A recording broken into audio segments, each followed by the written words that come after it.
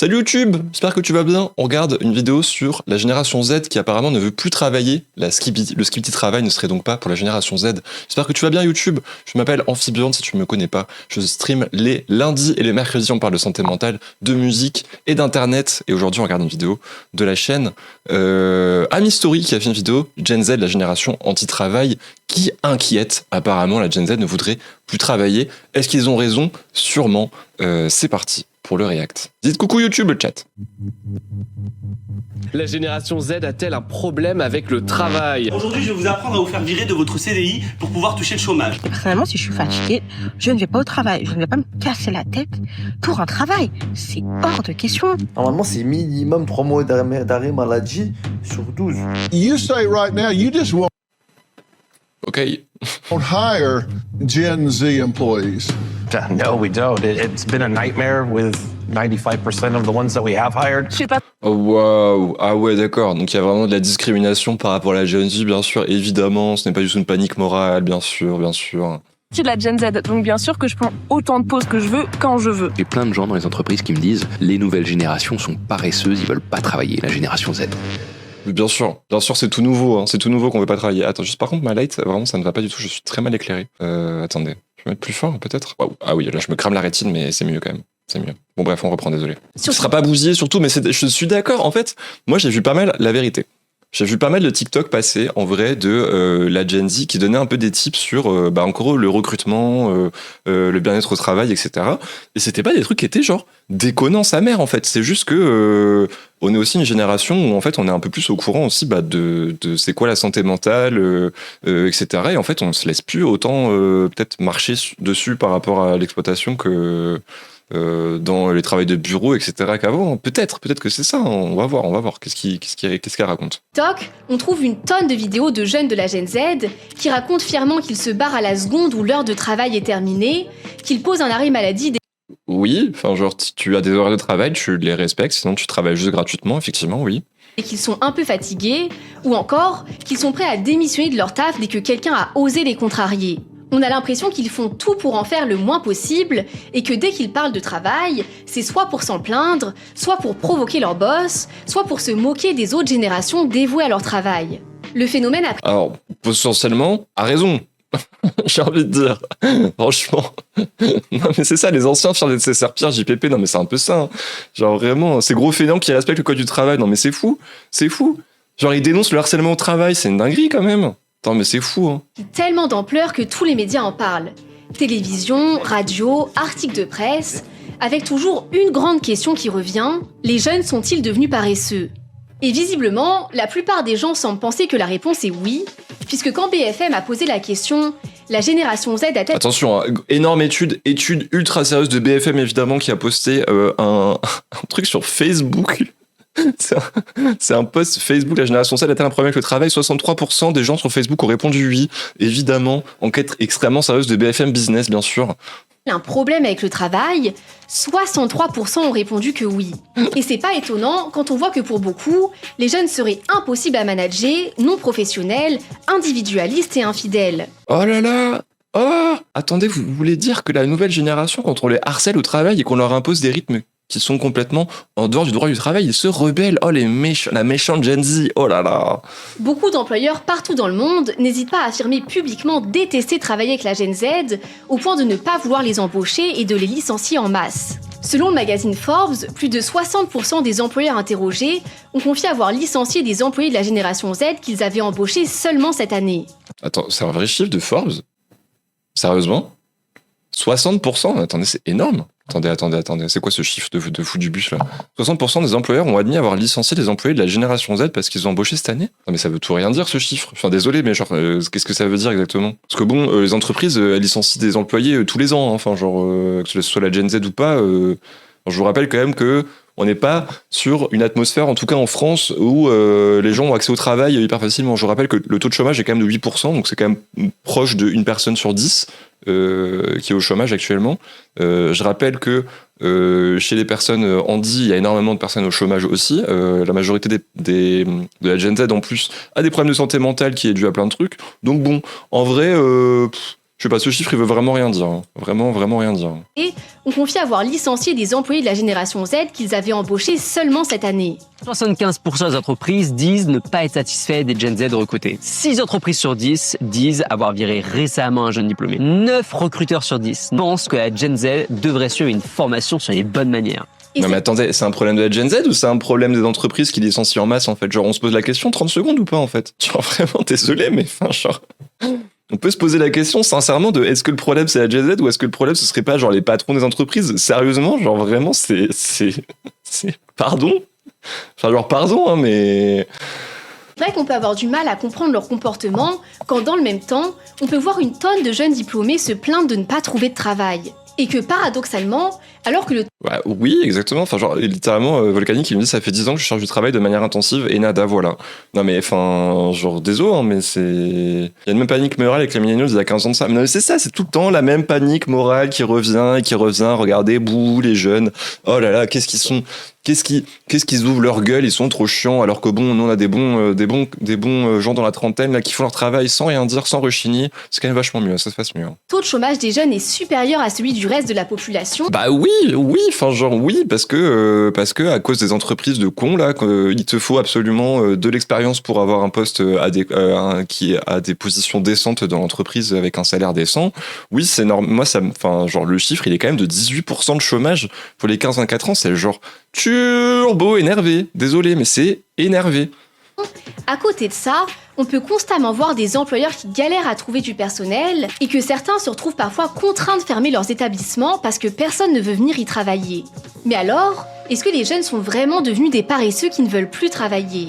Qu'est-ce qui se passe vraiment avec cette nouvelle génération? Et surtout, est-ce que tout ce raz-de-marée dans l'univers du travail peut être bénéfique ou est-ce qu'on court à la catastrophe? D'ailleurs, je sais pas si t'es au courant, mais la Gen Z, c'est une génération qui a particulièrement le goût d'entreprendre et de lancer ses propres business. Attends, c'est la pub. Faire nos factures simplement, content d'obtenir une gamme d'appliqués, blablabla. Donc fonce en... La révolte du travail. La révolte du skip du travail, attention. Pour montrer ta motivation... J'ai trouvé du travail en 4 ans et toute la hiérarchie dans l'illégalité, etc. Ça nous fait chier MDR. Bah voilà, exactement. Pense à faire quelques heures sup. Si ton boss te contrarie, serre les dents et continue de sourire. Pour bien t'intégrer, accepte tous les déj et after work entre collègues. Et surtout, investis-toi à fond. Donne ton maximum et reste le plus longtemps possible dans la même entreprise pour espérer décrocher au bout de plusieurs années le Saint Graal, une promotion. Ces règles implicites de l'entreprise, on les a tous entendues. C'est le modèle que nous ont enseigné nos parents et les générations avant nous. Et pourtant, beaucoup de personnes de la génération Z sont en train de faire absolument tout l'inverse. On peut remarquer... Oui, c'est ça, quand c'est une entreprise qui ferme parce qu'ils ne trouvent pas d'employés, il faut surtout se questionner sur les conditions de travail. Hein. Enfin, genre, faut quand même être genre un peu d'élu. Genre, si on voit qu'il y a un taux de chômage qui est énervé chez les jeunes, c'est pas parce qu'ils veulent pas travailler, c'est parce qu'ils veulent travailler dans des conditions décentes, hein, c'est tout. Hein. En ce moment, il y a un vrai phénomène... Ces entreprises, elles sont affichées sur TikTok parce qu'elles respectent pas le droit du travail, mais vraiment, mais chier en fait. Enfin, genre, vraiment juste chier. Hein. Oui, genre la restauration par exemple, exactement. Sur TikTok, qui consiste à ne plus seulement se laisser imposer des conditions de la part des employeurs, mais aussi à réussir à imposer nos propres conditions. Par exemple, maintenant le recrutement, ça marche dans les deux sens. Si on avait l'habitude de recevoir des mails de refus des employeurs suite à notre candidature, tenez-vous bien, parce que regardez ce qu'on trouve maintenant. C'est un candidat qui recherchait tout simplement une alternance. Suite à notre entretien d'hier par téléphone, je me permets de revenir vers vous. J'aime trop! Malheureusement, je suis dans le regret de vous informer que je ne continuerai pas le processus de recrutement. En effet, après avoir regardé les avis des employés de votre entreprise sur différentes plateformes, je me suis aperçu que le fonctionnement, la culture et les valeurs de votre entreprise sont en décalage avec ce que je recherche. Basé, voilà. Cherche Enzo, tu es notre roi. Mais grave, enfin genre juste basé en fait. Enfin, genre oui effectivement si tu commences à postuler dans une entreprise et que tu te rends compte qu'en fait genre c'est une entreprise qui promeut des valeurs qui ne sont pas les tiennes. Souvent les valeurs qui ne sont pas les tiennes ça veut dire quoi? Ça veut dire qu'ils n'acceptent pas bien les personnes LGBT ou les personnes racisées ou juste respecter les horaires de travail c'est un peu trop difficile pour eux quoi. Donc enfin genre oui désolé basé. Hein. Son compte est trop bien je suis d'accord j'ai déjà vu passer pas mal de fois sur Insta TikTok très très chouette son contenu. Et si les générations précédentes avaient plutôt tendance à toujours aller dans le sens de l'employeur pour espérer décrocher le job, maintenant, les jeunes n'hésitent pas Après, oui, c'est quand même une position privilégiée. Hein. Faut quand même se le permettre de pouvoir refuser une offre d'emploi, etc. Tout le monde ne peut pas. Mais bon, quand vous avez un profil qui est soi-disant intéressant pour les recruteurs et qu'en fait vous pouvez postuler à plusieurs entreprises, pour moi ça me paraît assez logique quand même de faire le tri dans ce que vous pouvez. Ça reste, je suis d'accord avec vous, un move de privilégié complètement, soyons d'accord. S'imposer pendant les entretiens, que ce soit en posant des questions en retour à l'employeur, en négociant leurs conditions de travail, ou alors en fixant des limites sur ce qu'ils acceptent ou non. Les générations précédentes, quand on leur proposait un emploi, ils avaient tendance à tout de suite accepter sans rien négocier, parce qu'ils étaient vraiment très reconnaissants et qu'ils avaient peur de passer à côté de quelque chose. Aujourd'hui, le rapport... c'est aussi parce qu'on est en train de déconstruire aussi le modèle de carrière, etc., qui était quand même beaucoup plus ancré dans les générations précédentes. Où aujourd'hui, je crois pas que l'objectif de la Gen Z, c'est de faire carrière dans une entreprise. Je ne crois pas que ce soit dans les priorités des gens, quoi. Alors que pour les générations de nos parents, etc., c'était quand même beaucoup plus martelé dans le crâne des gens qu'il fallait absolument faire carrière, que c'était la seule manière d'accéder à un emploi décent, d'avoir des conditions de travail décentes, etc. Genre là, aujourd'hui, peut-être qu'on se rend compte que c'était pas le modèle qui marche le mieux pour tout le monde, qui adaptait à le plus de gens, hein, genre vraiment. Imaginez, je me suis fait choper par la gorge parce que j'étais trans quand j'étais en service civique et après ils sont tombés sur leur chaise quand j'ai fait un signalement.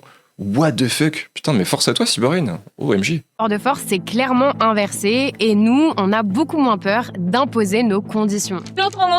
J'avais eu un truc pour un service civique à l'époque, un recruteur m'avait engueulé par mail comme quoi j'avais accepté une autre offre avant l'entretien avec eux. J'ai pris le premier qui m'a dit oui, j'ai un peu halluciné, mais tu m'étonnes, pardon, genre what the fuck, hein. Alors j'ai accepté beaucoup de boulot sans rien négocier et en acceptant tout, mais c'est parce que je m'estimais chanceux ou reconnaissant, hein. C'est parce que j'avais faim. Mais oui, c'est ça, Redflix, je suis d'accord avec toi, hein. Genre, c'est pas un truc de reconnaissance, hein, genre vraiment. J'ai perdu du travail maintenant, putain, force à toi, hein, force à toi.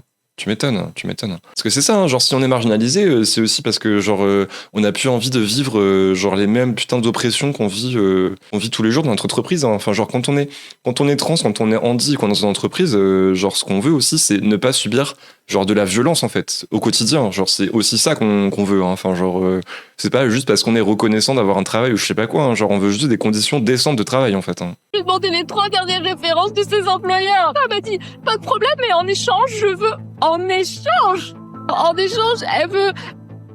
veut les références des 3 derniers collaborateurs ayant quitté l'entreprise. Et même une fois embauchés, ils continuent à faire du respect de leurs limites un point d'honneur. Que ce soit à travers le respect de leur temps de pause, ou alors du respect exemplaire de leurs horaires de travail. Puisqu'alors que les générations précédentes ont plutôt... Mais le respect de leur travail, ça me paraît quand même assez logique, hein. Surtout quand t'as un travail où genre t'es payé au SMIC et que genre on te dit tu travailles de telle heure à telle heure. Enfin c'est genre écrit sur ton contrat que tu dois travailler telle heure à telle heure. Enfin genre pourquoi c'est un problème? À quel moment c'est un problème? Enfin, désolé, hein, mais genre si tu veux que je répète mes objectifs en tant que patron, genre donne-moi le salaire qu'il faut ou alors le temps de le faire en fait. Sinon je ne peux juste pas en fait. Sinon c'est juste une logique de surmenage en fait. C'est tout. Enfin genre vraiment la fameuse heure gratuite. Non mais c'est ça. C'est bon. Hein. C'est bon. Hein. Parce que le SMIC te permet pas de vivre décemment et d'avoir un logement, forcément, t'es beaucoup plus regardant aussi, hein. Ma mère me disait que dans les années 80, une famille de 4 avec 2 parents au SMIC, faut être propriétaire. Actuellement, tu peux à peine avoir un logement suffisamment grand. De fou, Victor Sander, de fou, hein. Je pense que j'ai eu dans mon boulot actuel, c'est que j'ai été entière avec mon chef et que j'ai jamais été prise, genre il m'a demandé pourquoi cette entreprise, je lui ai répondu parce que c'est aussi proche de chez moi. Mais voilà, il faut arrêter de croire que tout le monde veut faire partie de la famille de l'entreprise, etc., participer à tous les afterwork, je sais pas, du cul là, enfin genre laissez-nous tranquille. En fait, tant que le boulot il est fait, genre on n'a pas besoin de s'inscrire dans toutes les espèces de conditions de merde que l'entreprise elle veut, enfin genre on n'est plus au service de, enfin genre en tout cas moi, dans la vision que j'ai de ça, genre, je vais pas mettre... Après, je suis complètement consciente que c'est une vision qui est hyper privilégiée, hein, genre... mais pour moi, ça me paraît pas non plus déconnant, quoi. Et genre, surtout, il faudrait militer pour que tout le monde ait accès à ce genre de privilèges. Et que tout le monde puisse avoir le choix, en fait. Surtout ça, hein. Tendance à accepter de rester un peu plus tard pour finir leurs tâches, d'accepter d'assister à une réunion de dernière minute, ou de rester un peu plus tard pour une urgence si on a besoin d'eux. Beaucoup de jeunes de la Gen Z n'ont aucun problème à partir pile à l'heure, même si tout le monde les regarde de travers. Parce qu'après tout, ils expliquent qu'ils sont payés pour faire leurs horaires et pas plus, et qu'ils sont pas là pour faire du bénévolat, et que du coup, si leur contrat de travail... Mais c'est pas une estimation, enfin c'est genre littéralement leur contrat de travail. C'est écrit sur leur contrat. Genre si les patrons ne respectent pas les contrats de travail, c'est leur problème en fait. C'est pas le problème des gens qui sont en entreprise, hein. Enfin genre désolé. Hein. Enfin genre vas-y patron. Licencie quelqu'un qui respecte ses heures de travail. Hein. Vas-y, hein. Va le chercher. Hein. Va le chercher, vas-y. Hein. Je te regarde. Hein. Vraiment. Indique une fin de journée à 17h30, ils se tiennent prêts à partir à 17h29. Il faut vraiment normaliser le fait de partir à 17h. Vous vous rendez pas compte, mais il y en a que vous aimez trop le bénévolat. Le bénévolat, ça paye pas, les gars. Bah oui, basé. Non, tu veux pas que je fasse ma pause tranquillement? J'ai fini de manger? Non, mais on parle quand même de moi, y a rien de... Bah, je suis en pause. Et si la situation peut faire rire au point qu'on trouve un tas de sketchs et de mèmes sur le sujet, en réalité, même si bien sûr les réseaux sociaux ont tendance à rendre la situation un peu caricaturale, les conséquences s'observent bien dans la vie réelle, puisque des employeurs s'énervent de ces comportements qu'ils prennent comme un manque d'implication de leur part.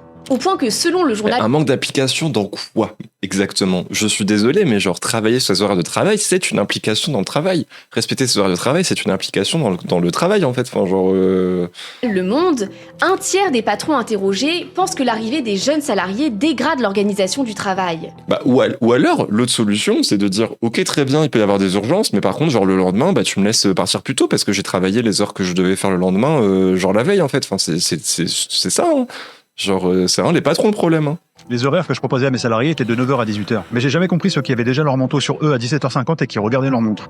Et même si ça peut sembler impensable... Peut-être parce qu'ils ont fini tout ce qu'ils avaient à faire dans la journée, tout simplement, et que genre ça sert à rien de commencer une nouvelle tâche qui va te prendre une demi-heure alors que t'as 10 minutes de la fin. Oui, ça me paraît assez normal en fait. Genre, oui, il s'agit d'être efficace quand même sur son travail, enfin genre je sais pas. Pour beaucoup de salariés de l'ancienne génération, aujourd'hui, la Gen Z ose se plaindre, elle ose dire haut et fort ce qu'elle pense, quitte à se confronter à sa hiérarchie. Elle s'en fout, genre elle dit ce qu'elle pense. Genre exemple, on lui a demandé, enfin mes responsables lui ont donné une mission depuis le début de la semaine. C'est une mission qui est pas du tout compliquée, mais où on te demande sans cesse de faire des modifications et genre à la longue c'est chiant. Et ben elle le dit, genre mon responsable lui a demandé de modifier quelque chose sur ce qu'elle venait de faire et genre elle a fait encore.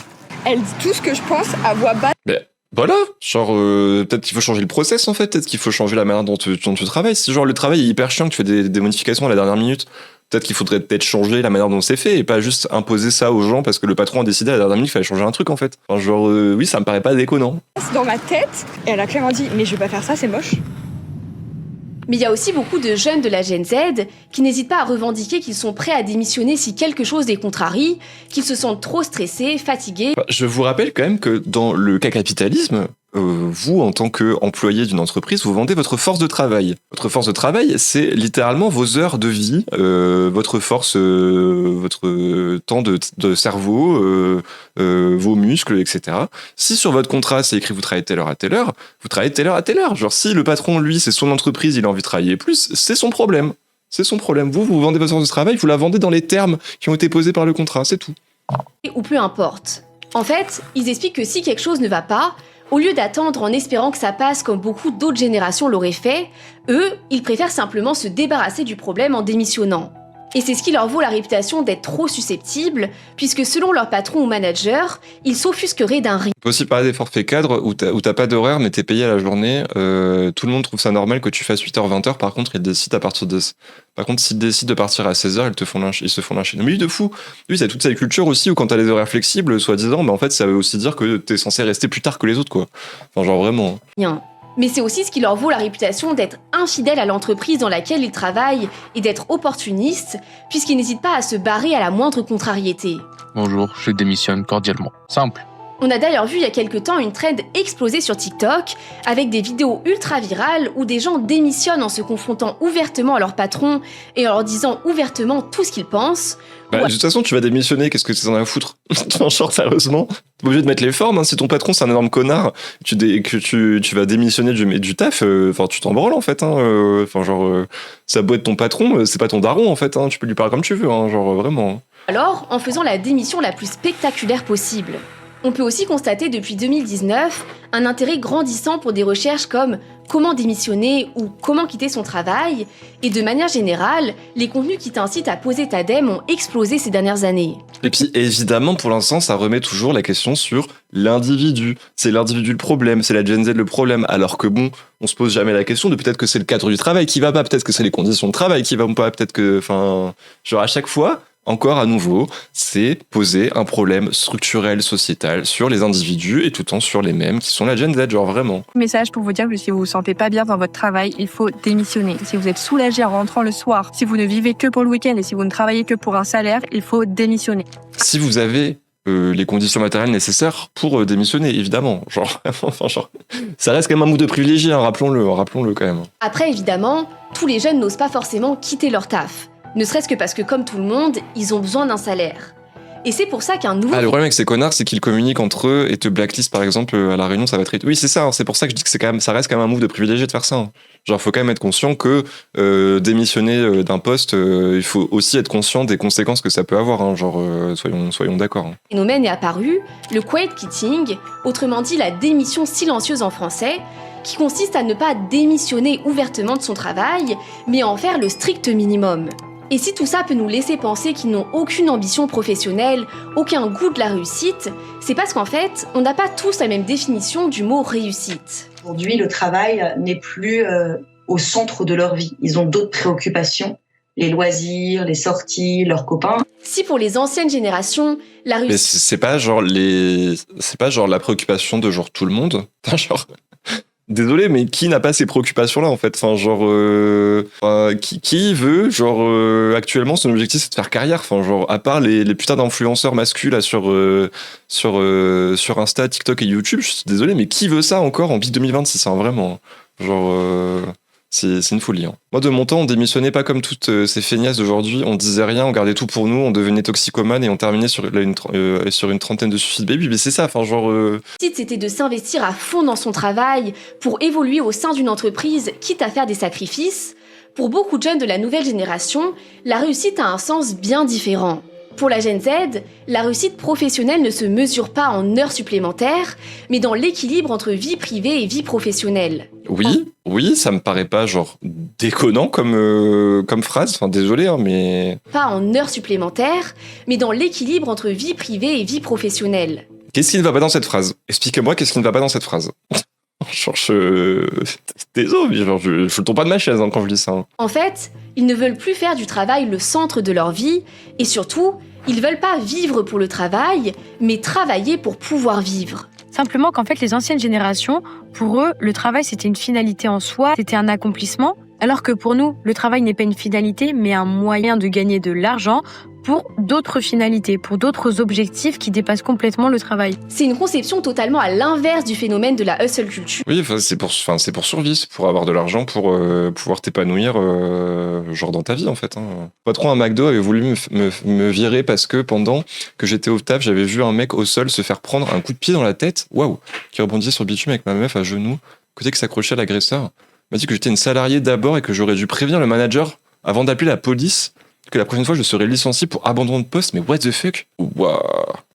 Dont on avait déjà parlé juste ici, qui t'incite à toujours travailler plus.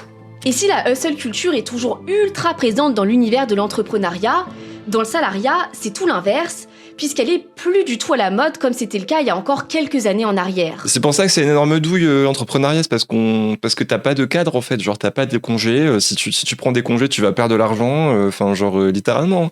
Genre moi si je prends 2 semaines de vacances là en tant que travailleuse ubérisée sur Twitch, bah genre je perds littéralement de la thune, enfin genre j'ai pas le même salaire à la fin. C'est comme les gens qui vivent de faire les marchés ou dans les commerces etc.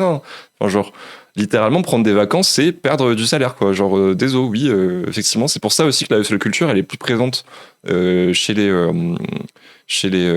autres entrepreneurs parce que bah en fait on est hyper précaire. Le statut d'autre entrepreneur malgré tout ce que dit Macron etc c'est un statut qui est ultra précaire. Maintenant, dans le salariat, on parle plutôt d'une culture anti-travail qu'on peut retrouver dans la mode des vidéos I don't dream of labor, parce que beaucoup de jeunes refusent de travailler à tout prix pour enrichir des actionnaires ou des dirigeants. Oui. C'est juste être conscient de comment ça fonctionne le travail. Ça me paraît pas genre déconnant. Je ne rêve pas de labeur, je ne rêve pas de travailler. Tu m'étonnes, surtout qu'en général, on travaille pour enrichir une entreprise. Et cette différence... C'est exactement ce que je vous disais. Vous vendez votre force de travail, vous n'avez pas à vendre votre force de travail pour enrichir quelqu'un d'autre. Vous vendez votre force de travail pour pouvoir manger et vous épanouir vous, pas genre l'entreprise et genre votre patron en fait. Ça n'a aucun sens. Hein. Vision du travail est à l'origine d'énormes conflits entre les générations. Puisque d'un côté, on peut voir les jeunes se moquer parfois assez méchamment des anciennes générations qui sont prêtes à tout pour leur travail, et de l'autre côté, on a les anciennes générations qui ne veulent plus travailler avec eux parce qu'ils seraient trop sensibles, trop paresseux, trop volatiles. Ouais, mais... C'est littéralement les mêmes remarques qu'on fait aux générations depuis des années, des centaines d'années, c'est tout le temps la même panique qui revient et qui revient sans cesse. Genre vraiment, c'est tout le temps la même chose. Mon chef, il est méchant. Ouais, mais mon entreprise est méchante. Ouais, enfin, mets-toi à leur place, puis on verra ce que tu arrives à faire, en fait. Tu peux... Bah, je veux bien, donnez-moi la thune. donnez-moi les moyens d'avoir les moyens de production, allez-y, vas-y, donnez-moi, allez-y. On va voir. Genre vraiment, je veux bien. Hein. Je veux bien, je peux juste pas parce que j'ai pas le capital en fait. Je suis pas né genre avec un patrimoine gigantesque. Oui, désolé, je ne peux pas être patron. Tu peux prendre tes responsabilités. Oh là là, les pauvres patrons. Oh là là, les pauvres patrons qui sont super riches. Oh non. Oh là là. Il disait, ouais, mais non, je suis pas assez payé pour ça. C'est pour ça que t'es pas plus payé. Donc soit tu te plains et t'es pas plus payé, soit tu fais, puis tu vas voir, ça va pas être aussi simple que t'as l'impression. Mais quelle énorme codasse. Genre vraiment. C'est une dinguerie d'être aussi condescendante, vraiment, genre vraiment. Oh là là. Mais alors, comment on en est arrivé là? Comment la vision du travail a pu switcher aussi radicalement chez cette nouvelle génération? Depuis notre enfance, nos parents nous ont vendu un chemin simple à suivre. Fais des études, ça te permettra de trouver un CDI dans une bonne entreprise avec un bon salaire, ce qui te permettra d'acheter une maison et de vivre confortablement avec ta famille. Et c'est pas que nos parents, la vérité, c'est aussi tout le système, la France de Manumax qui veut ça. Moi, je vous rappelle que quand j'étais en école, c'est littéralement genre un des seuls trucs qu'on nous montrait quand on avait des entreprises qui venaient genre faire des visites à l'école pour soi-disant montrer c'était quoi le milieu de l'entreprise. À chaque fois, c'était des putains de carriéristes qui étaient genre dans des entreprises depuis des dizaines et des dizaines d'années, qui n'avaient vu que ces entreprises et qui avaient fait carrière dedans, qui avaient bougé de service en service. Mais enfin, genre, qui veut ça? Sauf si, bon, évidemment, si l'entreprise elle est incroyable, que t'as des putains d'avantages, que tu t'entends bien avec tous tes collègues, pourquoi pas? Mais genre, personne, enfin, qui voudrait ça ex nihilo en fait? Enfin, genre, désolé, hein, mais il faut aussi que les entreprises savent se rendre genre attractives en proposant des conditions de travail qui sont décentes en fait, c'est tout. Hein. Investis-toi dans ton travail, sois fidèle à ton entreprise et tu seras récompensé par des promotions. Puis, pour te remercier de ta contribution à la société, tu pourras partir à la retraite et profiter de tes vieux jours pour voyager ou faire tout ce dont tu as toujours rêvé. C'est une vision du travail. C'est sûr, quand on est vieux, en plus, on a vraiment la force d'aller voyager partout. Hein. C'est vrai que c'est connu, on n'est pas du tout cassé par le travail, handicapé par le travail, etc. Évidemment, bien sûr. Qui paraît saine, équilibrée et motivante, et qui colle avec l'investissement des générations précédentes. Forcément, t'es prêt à donner quand t'as l'impression que tu vas recevoir ton juste dû en retour. Le problème, c'est que la génération Z s'est rapidement rendu compte que ce modèle ne représente pas toujours la réalité. Elle a vu ses parents s'épuiser dans un travail sans toujours recevoir de reconnaissance de leurs employeurs. Combien ont espéré recevoir des promotions qu'ils n'ont finalement jamais reçues? Combien ont été virés du jour au lendemain après avoir été fidèles pendant des années à une entreprise? Genre, littéralement, les gens, genre mon daron, qui a fait une carrière dans une entreprise, je citerai pas laquelle, etc., à devoir porter des costumes tous les jours, où genre moi je l'ai vu, étant gosse, faire des insomnies, mais genre littéralement toutes les nuits, quand il devait travailler le lendemain, je l'ai vu littéralement faire ça. Le premier move qu'il a fait quand il est parti à la retraite, c'est qu'il a littéralement vendu tous ses costumes et toutes ses cravates et tous ces trucs, il les a genre bougés, il les a dégagés. Est-ce que c'est pas une preuve, par hasard, que ça ne lui convenait pas comme style de vie et comme manière de travailler? Peut-être, hein. Ça a l'air vachement bien la carrière, hein. Moi, ça m'a donné une très très envie de faire ça, putain. Ah ouais, c'est attractif, hein. Alors vraiment... Comme l'explique Elodie Gentina, auteure d'un livre sur la Gen Z, ils sont nombreux à avoir été frappés par le décalage entre les heures supplémentaires, les sacrifices et le manque de reconnaissance des employeurs de leurs parents. ça les fait plus rêver. Les jeunes... Mais qui ça fait rêver? Expliquez-moi qui ça fait rêver. Genre, je veux bien rencontrer des gens que ça fait rêver. Présentez-les-moi si vous voulez, mais je ne les ai pas rencontrés, ces personnes. Hein. Désolé, hein, mais... ont compris que l'entreprise n'est pas toujours la famille. Les gens, ils veulent juste genre manger, travailler dans des conditions décentes, hein, c'est tout. Hein. Prétend être, et que dans la réalité, certains patrons peuvent ne pas hésiter à mentir à leurs salariés sur leur évolution. Et vient s'ajouter à... Voilà, j'ai connu ma mère en dépression pendant toute sa vie, depuis qu'elle a la retraite, elle revit, mais bien sûr, enfin genre... À ça, la propre expérience de la nouvelle génération, dès qu'elle a été confrontée à la réalité du monde du travail. Puisqu'alors qu'on nous avait dit qu'avec un diplôme, on trouverait facilement du travail, comme l'indiquent beaucoup d'écoles, des tonnes de jeunes employés galèrent à trouver un emploi, au point d'être obligés de postuler à des emplois sous-qualifiés ou de se réorienter dans une autre filière. J'ai envoyé plus de 400 candidatures, j'ai environ 10% de retour. Et quand je parle de retour, c'est surtout des mails automatiques en fait, pour m'informer que ma candidature n'a pas été retenue. Bah oui, c'est vrai que les jeunes, ils veulent plus travailler, enfin... Ah, vraiment, c'est grosse feignasse, hein. C'est grosse feignasse, hein. Vraiment, quelle grosse feignasse, hein. Elle a envoyé 400 candidatures. Je suis sûr qu'elle a travaillé plus dans sa recherche d'emploi que plein de personnes qui sont salariées en entreprise. Je pense qu'elle a déplacé plus d'heures de travail à chercher un emploi que des gens qui travaillent en entreprise. La vérité. Genre, enfin vraiment, hein, c'est une dinguerie. Hein. Je m'appelle Elodie, j'ai 25 ans, j'ai un bac plus 5 en marketing et stratégie digitale. Alors bien sûr... Qui est quand même censé... Le marketing, la stratégie digitale qui est censé être soi-disant les postes d'avenir qui recrutent, etc., etc. Enfin, genre, vraiment. Je dis pas que nos parents nous ont menti, qu'ils nous ont bernés volontairement. C'est juste que les choses ont changé. Si à leur époque, avoir un bon diplôme avait... Non, puis c'est pas la faute des parents si dans leur tête, il fallait faire carrière. C'est parce que il y avait tout le système qui était mis en place et des choses qu'on leur a martelées quand ils étaient à l'école. Et pour la preuve, moi, je vous dis que c'est aussi des choses qu'on m'a martelées quand j'étais à l'école. Enfin, c'est tout le temps... C'est pas genre la faute des individus. À nouveau, c'est la faute du système. De la valeur, aujourd'hui, c'est de moins en moins le cas parce qu'il existe de plus en plus de diplômés et donc forcément, plus il y a de personnes avec un diplôme, moins ça devient un élément compétitif. Ceux en général qui disent que les jeunes sont des fainéants, on n'a pas eu le même système économique, donc nous on a moins de pouvoir d'achat, tout augmente sauf nos salaires. Même si maintenant vous validez des diplômes, je veux dire le nombre de gens qui ont des bacs plus que 5 maintenant sur le marché, c'est plus autant valorisé. Mais il n'y a pas que ça. Ah oui, voilà, basé. Enfin, genre, littéralement, nos conditions de vie, elles ont baissé. Je te rappelle que le prix de l'immobilier, il fait que flamber. Genre, il n'y a pas eu de revalorisation des salaires par rapport à l'inflation qu'il y a eu à cause des différentes guerres et des crises sanitaires, etc., etc. Oui, le pouvoir d'achat, il a complètement baissé. Et c'est normal de ne pas vouloir faire des heures supplémentaires gratuites quand, déjà, t'es payé au lance-pierre par rapport aux heures que tu fais et que tu galères, en fait, à manger. Genre, oui, allô. Ah. Une fois employés, les jeunes se sentent là encore bafoués parce que tu te rappelles de l'idée qu'on nous promettait au début. Décroche un CDI dans une bonne entreprise et t'auras un bon salaire qui te permettra de t'acheter ta maison et de vivre confortablement ta vie. Bah là aussi, c'est plus vraiment d'actualité.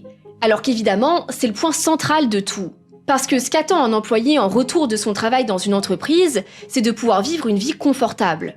Alors bien sûr, tout le monde n'a pas la même définition de vie confortable et en fonction de ses qualifications, tout le monde ne peut pas attendre un salaire exorbitant. Mais jusque-là, un salaire raisonnable te permettait en général d'obtenir ton logement et de pouvoir entretenir ta famille sans trop de difficultés. Ouais, c'est exactement ce qu'on disait juste avant, quand t'avais des familles avant qui avaient 3 enfants et qui avaient 2 salaires au SMIC et qui avaient assez justement de capital pour pouvoir potentiellement acheter une maison.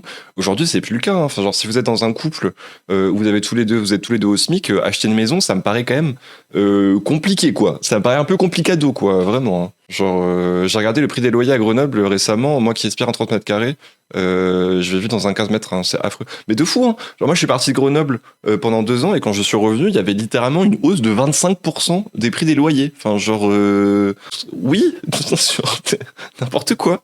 Sauf que maintenant, avec l'inflation, le coût général de la vie qui a augmenté et en particulier le prix du logement, c'est plus du tout la même chose. Les loyers s'envolent. BFM Business dévoile ce matin les chiffres de PriceHubble, leader européen des logiciels d'estimation immobilière. Des hausses jusqu'à plus 7% sur un an sont observées. Que se passe-t-il ? Regardez, depuis 1970, le poids des loyers a doublé par rapport aux revenus des locataires. Bah, donc peut-être qu'il y a aussi une différence générationnelle sur le pouvoir d'achat en fait, et que c'est pas juste les jeunes qui se plaignent et que c'est parce qu'on a littéralement des conditions de vie qui sont plus compliquées à avoir avec les mêmes salaires qu'il y a 10 ans, salaires qui n'ont pas été forcément revalorisés par rapport à il y a 10 ans en fait. Oui, effectivement, ça me paraît quand même assez logique. En gros, ça veut dire que les gens consacrent maintenant 2 fois plus de leurs revenus à simplement payer leur loyer. Parce que bien sûr, le problème c'est que la hausse des salaires n'a pas suivi la hausse des prix.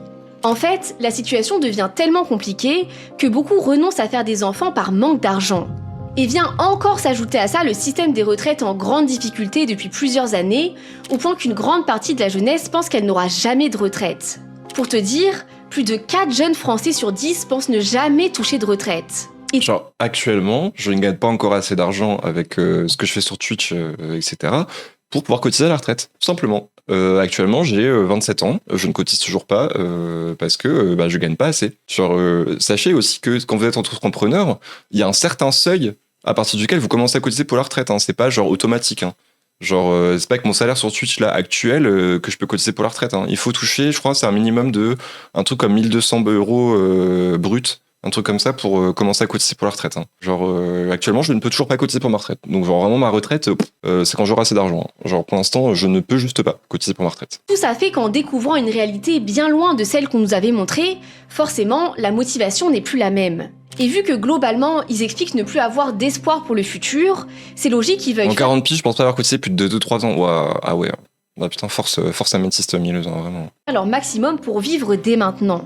In this article from the Princeton University Press, they talk about the importance of hope. There's increasing evidence that the most important dimension of well-being to future outcomes is not happiness, although of course it matters, but hope. Comme l'explique Elisabeth Soulier, anthropologue, la Gen Z est une génération transition, à cheval entre deux mondes. Elle me dit « On a été élevé avec des schémas de pensée du monde d'avant, or on est déjà dans le monde d'après. » Et c'est ce qui fait qu'ils chamboulent les règles préétablies de l'univers du travail. Ils veulent s'adapter aux réalités d'aujourd'hui. Et c'est ce qui fait que, aussi étonnant que ça puisse paraître, dès le début, les jeunes savent qu'ils ne veulent pas faire toute leur carrière dans la même entreprise. Ils se tiennent prêts à partir. Déjà parce qu'ils ont bien compris que pour obtenir un meilleur salaire, t'as tout intérêt à faire jouer la concurrence entre les différentes entreprises et ne pas hésiter à bouger si quelqu'un te propose un meilleur salaire. Exactement, exploiter aussi la concurrence ville des entreprises qui est mise en place par Manumax et prenez le meilleur que vous pouvez prendre. Ça me paraît quand même assez logique de jouer aussi avec les règles dans lesquelles on est actuellement dans le monde du travail. Hein. Enfin, genre, oui, il faut pas être étonné de ça.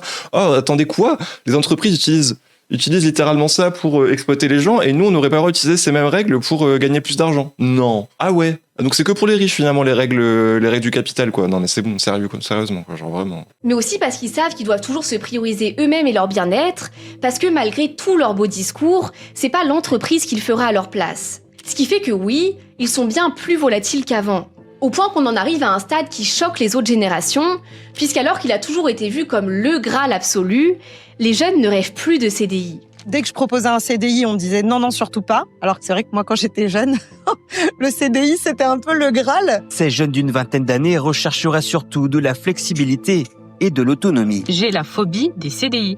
C'est-à-dire que moi, le fait qu'il n'y a pas de date de fin me rend anxieuse. Je ne peux pas rester dans une entreprise plus de 2 ans.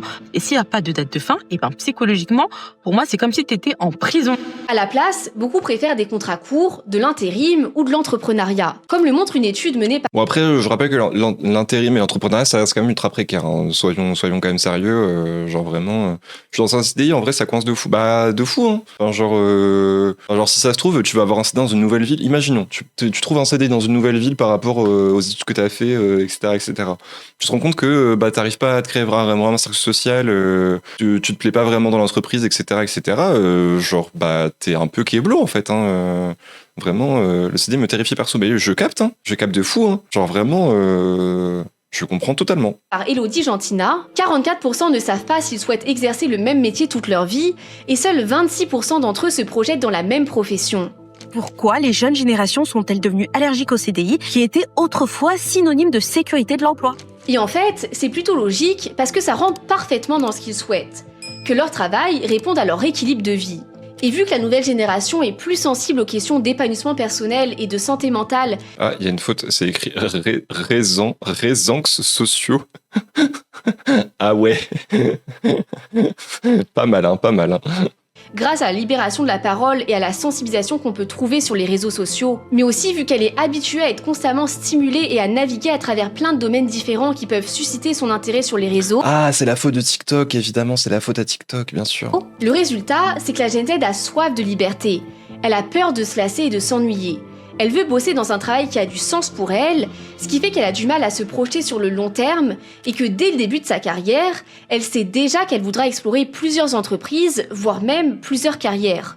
Et c'est grâce à cette vision plus flexible du travail, au fait qu'elle est habituée à partager son avis et à prendre la parole sur les réseaux sociaux, mais aussi qu'elle a l'habitude de s'engager pour défendre des causes qui lui tiennent à cœur, que cette nouvelle génération n'hésite pas à poser ses limites et à s'affirmer dans le monde du travail. Basé, enfin genre pourquoi tu veux tu veux répondre quoi à ça? Genre arrêtez de militer, arrêtez d'être conscient des conditions de travail.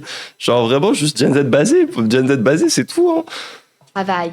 En vérité, leurs revendications peuvent être une bonne chose pour tout le monde. Bah oui. Parce qu'au final... C'est pour ça, ils veulent... C'est les mêmes personnes qui militent pour que tout le monde ait accès à ses droits, en fait. Genre, c'est pas juste pour eux et pour leurs pommes, hein. C'est pour tout le monde, hein, parce que la Gen Z, ils sont aussi totalement... Genre, par rapport aux retraites, ils sont aussi... Pourquoi est-ce qu'ils ont peur des retraites? Parce qu'ils voient aussi leurs darons qui ont travaillé toute leur vie et avoir des retraites de merde. Hein. Enfin, genre, les luttes, elles viennent pas de nulle part aussi. Hein. Elles s'inspirent aussi de générations précédentes par rapport à ce qui s'est passé dans les générations précédentes. Hein. Genre, c'est pas juste apparu ex nihilo qu'en fait ils veulent des droits pour être genre paresseux en fait. Hein. C'est juste qu'ils se rendent compte, juste que le système actuel, ils se rendent compte de ce que ça a fait à leurs darons, à leurs proches, etc. Et qu'ils veulent plus et qu'ils ne veulent pas genre se mettre dans la même chose. Hein.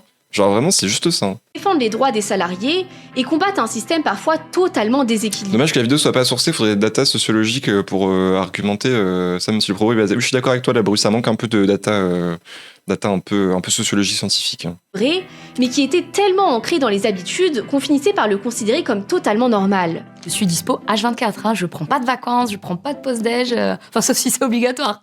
Et je resterai joignable sur mon GSM, hein, même la nuit il est allumé.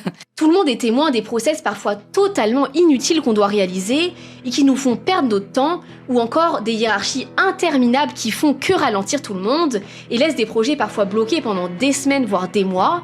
Et en soi, le fait que les jeunes questionnent le système peut être une bonne chose pour l'améliorer.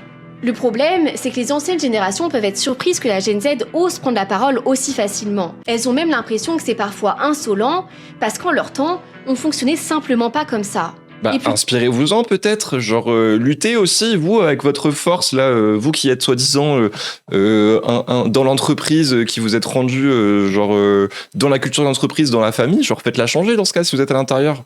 Genre, pourquoi est-ce que vous continuez d'accepter qu'on vous crache dessus à longueur de journée? Enfin, sérieusement. Plutôt que de voir ces revendications comme quelque chose de positif pour faire évoluer le monde du travail, l'ancienne génération voit ça comme un affront, comme une rébellion. Et en soi...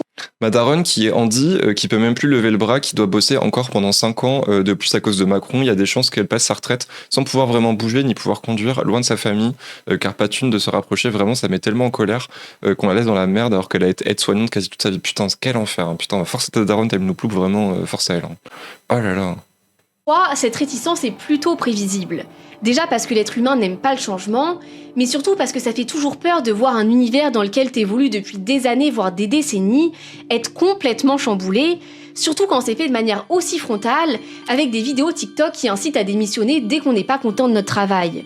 Mais en vérité, on peut aussi se demander si ce blocage n'est pas parfois plus émotionnel que logique. J'ai lu beaucoup de témoignages de jeunes travailleurs qui expliquaient les types de commentaires qu'ils ont pu recevoir quand ils ont fait part de leurs problèmes à leurs supérieurs. Et c'est souvent des discours du type « Moi aussi j'ai souffert de ça, mais j'ai serré les dents et j'ai fait avec, donc au lieu d'être aussi faible, fais pareil. » Mais tu souhaites ça à tout le monde du coup. Tu souhaites que tout le monde serre les dents, se fâche marcher dessus à longueur de journée, se fâche cracher dessus, bien sûr. Ah parce que toi tu l'as fait, donc forcément les autres gens ils doivent souffrir aussi quoi.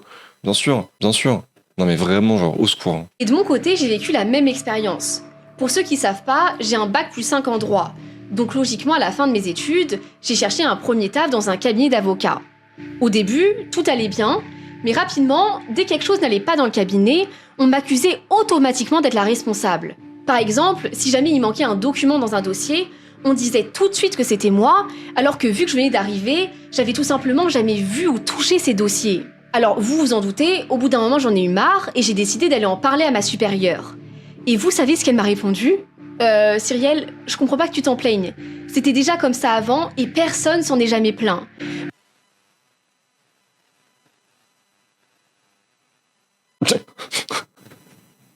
Ah bah c'était déjà comme ça avant. Ah bah voilà. On a toujours marché comme ça donc bon. Putain, vraiment faut les mordre au visage hein, ces gens, hein, vraiment. Vraiment les mordre au visage. Hein. Même moi, quand j'étais jeune avocate, je pleurais tous les soirs en rentrant du travail, mais j'ai été forte et j'ai subi. Bah, ne souhaite pas ça aux gens, ne souhaite pas ça à tes employés. Enfin, genre... Mais quoi, genre tu veux... genre... Non mais genre... Je pète mon crâne. Si t'es pas capable d'accepter ça, c'est que t'es trop fait pour travailler dans ce milieu. Bon, alors évidemment, j'ai été ultra choquée de son discours. Je vois pas d'où c'est une force d'être malheureuse au point d'en pleurer en rentrant du travail et de tout simplement se taire. Pour moi, au contraire, c'est beaucoup plus courageux d'oser s'affirmer et de dire quand quelque chose va pas. Bon, vous vous doutez de la conclusion, j'ai fini par me barrer. Et pourtant, c'est pas du tout que je voulais pas travailler ou que j'étais une flemmarde.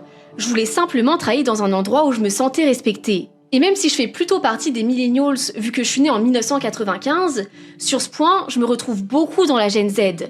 Parce que ce qu'on peut retrouver, c'est qu'elle aime apporter sa pierre à l'édifice, s'impliquer, donner son avis, mais oui, elle veut travailler dans un endroit où elle s'estime assez bien traitée. Après, le problème c'est que revendiquer ses droits c'est bien, mais il faut pas non plus aller trop loin. Ah bah oui, ce serait dommage d'avoir de vraiment de militer et d'avoir vraiment quelque chose derrière quoi, genre juste de pas d'avoir des répercussions sur le fait qu'on milite quoi, vraiment ce serait dommage. Hein. Je suis prof stagiaire et mon proviseur s'oppose à ma titularisation parce que je ne suis pas assez dur, autoritaire avec les élèves alors que tout se passe bien. Dur de changer les choses dans la fonction publique. Ah ouais, c'est clair. Dans la fonction publique, à mon avis, c'est encore plus dur. Hein. Vraiment, je pense que c'est vraiment dur. Merci pour les bits, Cantou, OMG, merci beaucoup. Oh, t'as des bits incroyables. N'hésitez pas à vous frotter dans le chat.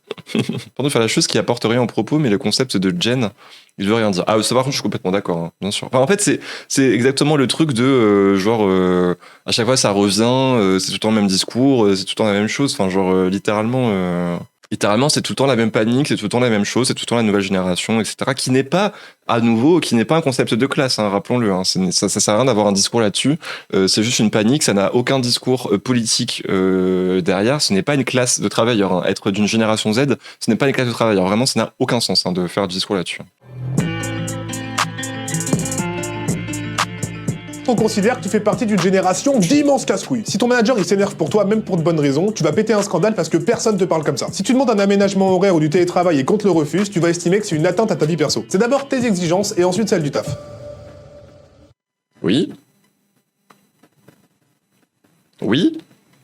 Et vous voyez aussi, si on fait un peu un parallèle avec mon discours sur l'antipsychiatrie, que c'est littéralement pourquoi est-ce que les entreprises refusent d'avoir des handicapés au sein de leur entreprise. Parce que c'est des gens qui ont besoin de droits spécifiques, très littéralement. Donc genre, s'ils acceptent même pas qu'il y ait des personnes qui sont valides, qui demandent juste qu'on respecte leurs conditions de travail et ce qui est écrit sur leur putain de contrat, genre imaginez qu'est-ce qui se passe s'ils ont une personne handicapée qui a genre une RQTH et qui a besoin d'aménagement. Hein. Genre imaginez comment ça se passe. Hein. Genre vraiment, ça me paraît très compliqué quand même. Hein. Vraiment. J'avais des aménagements obligatoires, ils ont tous été refusés. Mais de fou.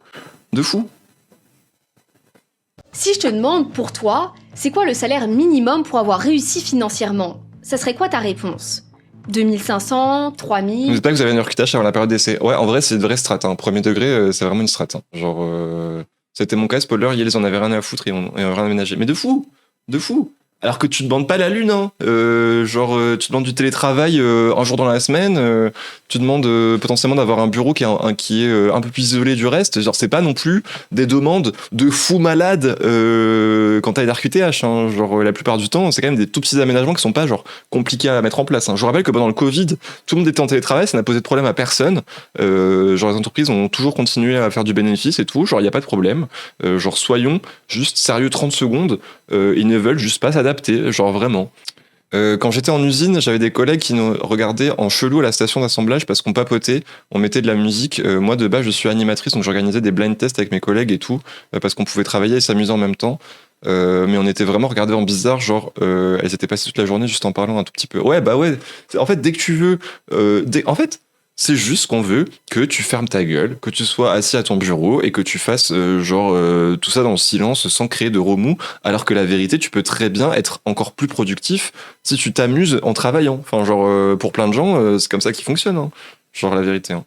5 000, 10 000 euros, je te laisse écrire ta réponse en commentaire. En fait, figure-toi que ta réponse dépend énormément de la génération à laquelle t'appartiens. La société Axos a mené un sondage aux États-Unis et voici le résultat. Pour les boomers, nés entre 1946 et 1964, c'est 99 cas par an. Pour la génération X, née entre 1965 et 1980, on passe à 212 cas par an. Chez les millennials, nés entre 1981 et 1996, Il y a eu une baisse entre-temps, ok. on redescend légèrement à 180 cas par an. Et devinez de combien il s'agit pour la Gen Z, on passe à 587 cas. Pour avoir l'impression d'avoir réussi financièrement, Mais c'est pas juste l'impression d'avoir réussi financièrement, genre on a vu littéralement juste un peu avant dans la vidéo que genre les conditions de vie, pour avoir une condition de vie décente, genre le pouvoir d'achat avait genre diminué. Donc forcément, il faut des salaires qui sont plus hauts pour avoir le même niveau de vie que vos parents espéraient en fait. Enfin genre faut pas être complètement délu non plus. Hein. Genre c'est genre comme si genre on était des égoïstes qui veulent juste énormément d'argent en travaillant le moins possible. Mais non, genre on peut juste pouvoir manger, se loger, genre littéralement. ils ont besoin de 3 fois plus que les millennials. Alors oui, c'est bien d'être ambitieux, mais ce que ça montre aussi, c'est que les jeunes peuvent être déconnectés de la réalité. Il suffit de faire un tour sur TikTok pour voir un tas de jeunes dire qu'ils se leveraient pas du lit pour gagner moins de 4000 € et que c'est vraiment le minimum pour vivre correctement. Vous estimez qu'il vous faut combien par mois pour vivre à la hauteur de vos dépenses? Moi, je pense sincèrement que il me faut minimum 4000 balles. Après, force à toi. Force à toi. Là, c'est un peu privilégié quand même, comme 4000 €. Bon, on est quand même sur du privilège là. Soyons sérieux. Voilà. Mais en vrai, je capte. Je souhaite à tout le monde que tout le monde gagne autant d'argent, hein, vraiment, hein, premier degré. Hein. Mais bon, ça reste quand même un move de privilégié actuellement dans la France de Manu Max. Hein, soyons d'accord. Minimum, vraiment minimum. Et regardez les commentaires qu'on peut trouver en réponse à sa question. 4800 € net minimum. 7K, ça commence à être bien. 15K minimum. Parce que oui... Voilà, faudrait quand même un peu descendre, quoi. Quand je vous dis que les attentes sont hautes, elles sont vraiment hautes. Non, 5000 € avec, dans la société dans laquelle on vit. Tu vas acheter une bûche de chèvre, elle coûte 3 €, 4 €. Non, c'est pas possible. Non. Je pense que maintenant, pour être bien aisément, il faut minimum avoir 10 000 par mois. Non, mais attends, mais là, on est où, là, par contre Genre, redescends, Marus, par contre. Hein, genre, ça va. Tranquille. Là, c'est un peu abusé, quand même. Bon, après, genre, là, elle a montré des exemples random il y a eu une trend vite fait où, genre, les gens étaient en mode go, avoir plus de thunes. Bon, certes, très bien, mais bon. Moi, je dis qu'à part moi, c'est à peine qu'on touche avec tu. Je m'ai eu de fou, je peux même pas cotiser pour ma retraite, c'est une dinguerie. Salut, Médo. C'est une dinguerie, quand même. Oh là là. Et dans le fond, c'est pas vraiment étonnant. Parce que sur les réseaux, on est tellement habitué à voir des coachs qui nous promettent de faire facilement 10 000 € par mois, des gens sur LinkedIn qui nous affichent tous des sommes plus astronomiques les unes que les autres, et en plus de ça, la flex culture qui est tellement présente... Attendez, Médo n'a pas de sub ? Le chat. Offrez un sub à Médoli, s'il vous plaît. J'arrête le react. C'est la grève. Offrez un sub à Médoli maintenant. Voilà, c'est bon, je peux continuer à travailler. Merci Playsick.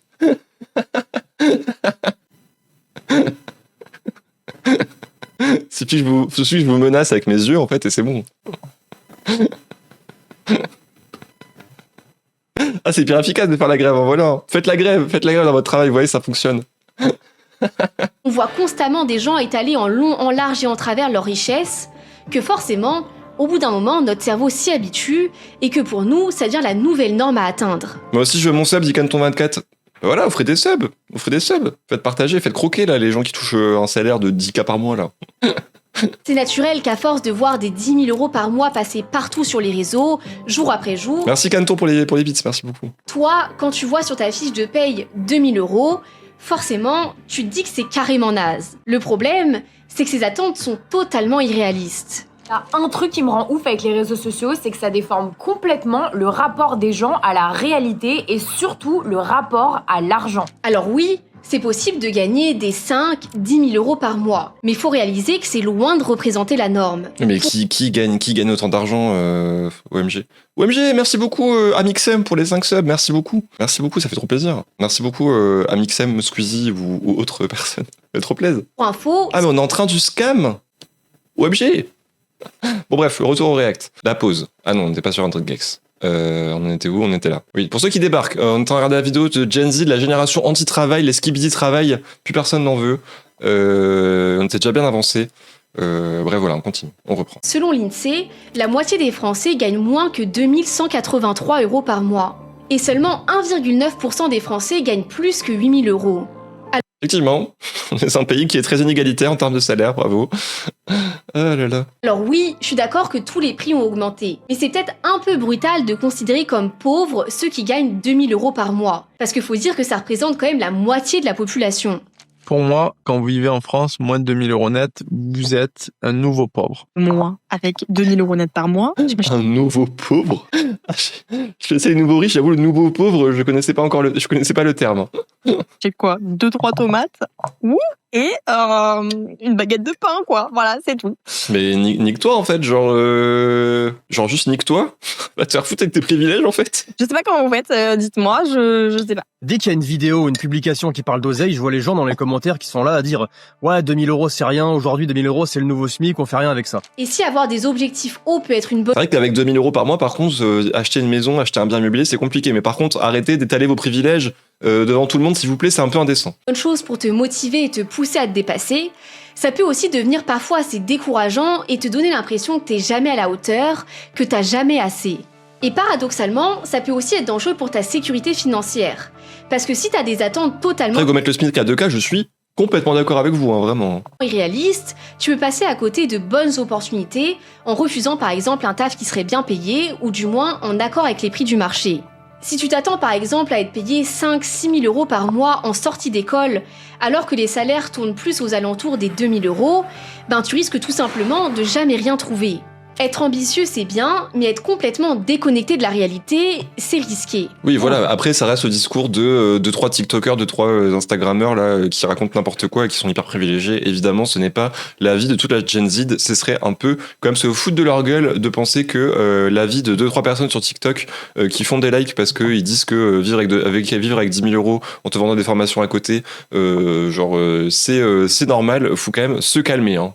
Je vous jure que je ne sais pas d'où ça vient, mais les gens croient qu'en sortie d'études, tu vas toucher des 5-6 000 €. Les gars, c'est pas comme ça. Vraiment, il y en a vraiment où ça va vous faire mal à la tête, la réalité. Hein. Vous allez sortir, on va vous payer 2-3 000 € max, vous serez déjà très content. Oui, grave. Et si les réseaux sociaux jouent sur l'idéalisation du salaire, ils jouent aussi sur l'idéalisation des conditions de travail. Maintenant, on voit toujours des gens bosser au bord d'une piscine, les pieds dans l'eau, sous le soleil de Bali. On les voit nous expliquer qu'ils bossent seulement 2-3 heures par jour. Oui, bon, c'est bon, on les connaît, digital nomades, hein, qui vendent des formations de gros masculins là et qui font de l'argent sur des gros incels, cuck, etc. On vous voit. Et que le reste du temps, ils font leur sport, qu'ils visitent des lieux incroyables, ou alors qu'ils écoutent un podcast en faisant leurs 10 000 pas sur la plage. Bien sûr, cette liberté incroyable donnerait envie à n'importe qui. La colonisation et l'impérialisme. Merci d'être là, évidemment. Encore une fois, même si ça reste possible d'avoir ce mode de vie, c'est important de réaliser que ces gens représentent plutôt l'exception que la norme. Malgré ce que tu vois sur les réseaux, la grande majorité des gens font exactement comme toi. Ils vivent en France, souvent sous la grisaille, ils prennent les transports et ils vont au boulot de 9 à 5, voire plus. Alors oui, je te l'accorde, c'est beaucoup moins glamour, et naturellement, beaucoup moins de personnes le montrent sur les réseaux, mais c'est bien la réalité. Après, c'est sûr que voir ces contenus d'une liberté extrême dans le travail, ça peut être motivant. Vraiment, je crache pas dessus. Il y en a certains qui arrivent à avoir ce mode de vie, mais il faut être conscient que les 3/4 sont des entrepreneurs ou des freelances, et que ce type de liberté vient aussi avec son lot de stress et d'incertitude. Oh, c'est bon, hein. Oh, le stress et l'incertitude des gens qui sont à Bali, là, qui ont choisi d'aller vivre à Bali et qui gagnent beaucoup d'argent parce qu'ils exploitent des pauvres gens incels, insécures en France. Vraiment, mes yeux sont secs. Hein. Mes yeux sont secs, hein, vraiment. Genre, c'est bon. Hein. Je sais de quoi je parle, vu que j'ai moi-même voyagé pendant 2 ans en Asie. Mais pour moi, le danger... Oh, pauvre chou. Hein. Oh là là, pauvre chou, hein, vraiment. Vraiment. C'est qu'à force d'être exposé à ça, on finit quasiment toujours tous par être insatisfaits de ce qu'on a. Vu que la valeur des choses est toujours relative, tu pourrais t'estimer très chanceux d'avoir une jolie petite maison. Elle a voyagé 2 ans en Asie, exactement, c'est ça. Autour de toi, beaucoup de gens ont la même chose, voire un peu moins bien. À l'inverse, si autour de toi, beaucoup de gens ont un palace incroyable, là, naturellement, tu commenceras à te sentir insatisfait de ta jolie petite maison. Et c'est la même chose avec le travail. C'est pour ça que ce type de contenus peuvent représenter un risque de finir toujours insatisfait avec ce qu'on a. Et si négocier notre salaire et nos conditions de travail sont une bonne chose pour faire évoluer le monde du travail... Mais il y a une diff entre vouloir des conditions de salariat décentes et genre ne pas avoir des heures sup qui sont impayées et vouloir vivre genre à Bali en touchant 10K par mois. Enfin genre il y a quand même un monde entre les deux, soyons quand même sérieux là. Genre allez, mais tous au même pied d'égalité, faut quand même osons doser quand même à un moment. Faut quand même veiller à rester réaliste pour que nos demandes soient acceptables par les entreprises. En fait, c'est la même chose dans toutes les négociations. Par exemple, si tu veux acheter une voiture à 50 000 € et que tu négocies 3 000 €, c'est acceptable. Par contre, si tu demandes à la payer 5 000 €, là, c'est du foutage de gueule. Surtout que la Gen Z n'est pas toujours non plus exemplaire dans le milieu du travail et qu'il y a des vraies choses qu'on pourrait lui reprocher, comme l'abus des arrêts maladie. La génération Z qui abuse des arrêts maladie s'il vous plaît, qu'on me présente les abuseurs des arrêts maladie, s'il vous plaît, qui sont-ils? C'est des handicapés, des gens qui sont malades, des gens qui ont des problèmes de santé. Il y a littéralement des médecins, en fait. Genre, quand vous êtes en arrêt maladie, il faut pas croire que c'est confortable. Hein. Genre, quand vous êtes en arrêt maladie, vous avez littéralement des rendez-vous médicaux, genre toutes les semaines, voire toutes les 2 semaines, où vous devez à nouveau aller voir un médecin. Par exemple, vous déplacer alors que vous êtes littéralement malade ou handi, vous devez vous déplacer chez le médecin toutes les semaines, toutes les 2 semaines pour refaire valoir votre droit à être en arrêt maladie. Genre, c'est pas un truc qui est confortable d'être en arrêt maladie. Genre, faut arrêter avec ça, hein, vraiment. C'est pas des gens qui sont feignants. Hein. Genre vraiment c'est stop avec ce discours de merde. Genre c'est des gens qui sont fliqués. Les arrêts maladie, c'est des gens qui sont fliqués. Hein. Genre stop. Hein. Je peux vous dire qu'il y en a une partie, on peut rien. Oui, et encore il faut que votre médecin vous accepte votre arrêt maladie. Hein. Enfin genre stop. Hein. C'est bon. Hein. Pour dire, c'est tout de suite l'arrêt qui tombe sur la table. Hein. Si ton travail te casse les arrêt maladie. Si ton chef te casse les arrêt maladie. Il y en a. Mais non, mais enfin. C'est un arrêt maladie, c'est-à-dire que t'es en burn-out en fait, genre allô.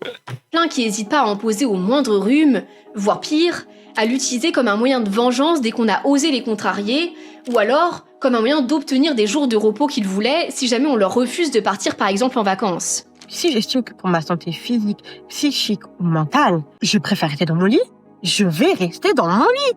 Et vous allez rien dire en fait. Vous allez rien dire et puis je vais snapper et je vais pas me cacher. Même je suis à Dubaï. Et puis... je te donne un arrêt maladie, non? Même si je venais pas. Voilà, maintenant je fais ce que je veux de ma vie. Après, force à elle, hein, si elle arrive à avoir des arrêts maladie, force à elle, hein. Franchement. Et là, clairement, ça va trop loin. Déjà parce que c'est illégal, mais en plus parce que bien sûr que ton employeur va s'en rendre compte. Et comment tu peux demander que ton employeur te respecte si toi-même tu le respectes pas en retour? Et c'est pareil avec les retards fréquents chez les jeunes. Parce que 61% des employeurs affirment que leurs employés de la génération Z sont souvent en retard. Ah, source les patrons, hein. Source effectivement vérifiée, hein, évidemment. On a des stats sociologiques, hein, évidemment, c'est pas du tout juste 100 patrons qui ont été interviewés hein, pour répondre à cette question, évidemment. Ils sont pas du tout biaisés, évidemment, par rapport à la génération, hein, évidemment. Et 59%... Je crois que j'ai dit évidemment au moins 6 fois dans ma phrase, c'est un enfer. Qu'ils ratent souvent des deadlines sur des projets. Alors oui, c'est une chose d'arriver pile à l'heure et de faire en sorte de ne pas faire d'heures sup non rémunérées, mais c'en est une autre de ne pas respecter ses horaires de travail. Et si être exigeant avec ses conditions de travail et faire attention à sa santé mentale est une bonne chose, c'est vrai aussi qu'on peut voir des jeunes qui décident d'arrêter de travailler dès qu'ils se sentent un peu trop fatigués et que forcément... Mais qui fait ça? Qui fait ça? Ah, c'est les gros flemmards de la Gen Z, mais en fait, elle est insupportable, je suis désolé, mais genre depuis le début, elle est quand même assez insupportable. Hein, On peut se demander comment ils vont faire pour s'en sortir, parce qu'évidemment qu'un travail demande de l'implication et des compromis en faisant des choses qu'on n'a pas toujours envie de faire. Je souhaite arrêter mon travail parce que je suis fatigué en fait. J'ai du mal à venir tous les jours. Les difficultés du métier ont eu raison de sa bonne volonté. Après seulement une semaine de travail. Lucas s'y attendait. Depuis l'ouverture de son hard discount, déjà 20 employés ont démissionné. Et c'est... Ah bah oui. Bah si. Depuis l'ouverture, il y a 20 employés qui ont démissionné. C'est la faute des employés, hein, bien sûr. C'est pas du tout le système. C'est pas du tout le patron qui impose des conditions de travail qui sont horribles. Évidemment, c'est un problème individuel. C'est les employés qui sont des mauvais employés et pas du tout le patron qui doit se remettre en putain de question, en fait. C'est une dinguerie. C'est une dinguerie. Enfin, genre, désolé, mais comment tu peux présenter ça sans y voir le problème et sans avoir un putain de discours politique derrière? Enfin, c'est trop grave. Tu fais pas ton travail, meuf, désolé, hein, mais... Cas dans beaucoup de secteurs qui galèrent à recruter, comme par exemple chez les coiffeurs. On peut en trouver beaucoup qui expliquent qu'ils n'arrivent plus à recruter de jeunes, vu qu'ils refusent de travailler le samedi pour pouvoir profiter de leur week-end avec leurs potes, alors que bien sûr, dans des métiers comme la coiffure, où les salons accueillent beaucoup de clients le samedi, c'est indispensable. Ça fait partie des compromis nécessaires si on veut bosser dans le milieu.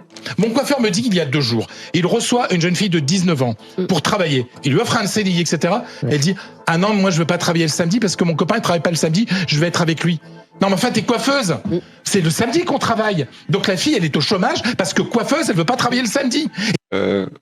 Source, son coiffeur, tu es chauve.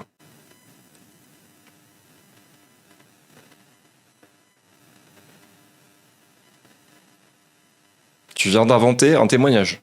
Ou alors si tu vas chez le coiffeur pour qu'il te passe un coup de rasoir sur le crâne, force à toi, tu dois avoir beaucoup de moyens, hein, vraiment. Vraiment, va te faire foutre. Traverse une tempête d'émotions, monsieur propre. Je suis désolé à toi. Je me mets à ta hauteur. Attention. Nomme tes émotions, s'il te plaît. Tu es en colère? C'est bien. C'est bien. Formalise ta colère. Elle est où ta colère? Elle est là? C'est bien. Regarde-la. Décris-moi ce que tu vois. Je te jure, vraiment, faut les baffer. Hein. Et des exemples comme ça, ce sont des milliers et des milliers. Et tout ça cumulé fait que oui, on peut aussi comprendre un certain agacement de la part des employeurs. Source BFM TV, encore une fois. Alors, est-ce qu'on doit vouloir arrêter de travailler avec cette nouvelle génération? Pas forcément.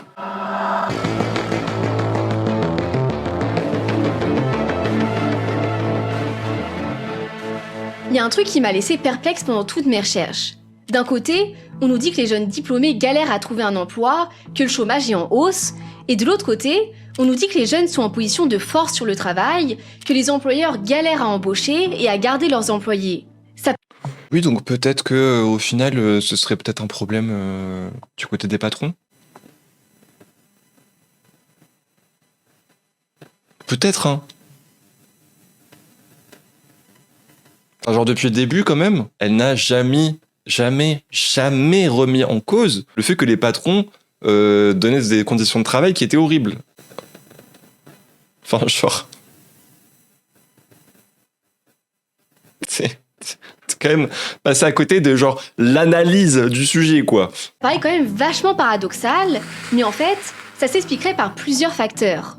Déjà, les compétences des candidats ne correspondraient pas forcément aux besoins des employeurs. Par exemple, alors que les filières techniques n'ont pas trop la cote chez les étudiants, en parallèle, il y a 7500 postes disponibles rien qu'en région parisienne. Ensuite, vu qu'on est en France, il y a aussi bien sûr la tentation de beaucoup de Français de profiter du chômage. Comme l'explique... Peut-être que... Oh putain, profiter du chômage. Attendez. On va déjà revenir sur la tech juste avant. Bon, peut-être que s'ils n'arrivent pas à recruter, c'est parce que les conditions de travail, c'est de la merde. Peut-être que c'est des métiers qui sont pas attractifs parce que, genre, justement, on pousse les gens à faire des études supérieures.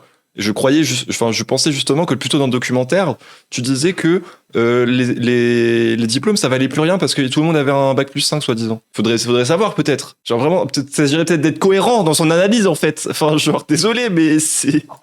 Elle me tend sa mère. France, il y a aussi bien sûr la tentation de beaucoup de Français de profiter du chômage. Évidemment, c'est hyper profitable le chômage, mais qu'est-ce qu'on est à l'aise quand on est au chômage, évidemment. Qu'est-ce qu'on est bien quand on est au chômage, bien sûr, on n'est pas du tout précaire quand on est au chômage.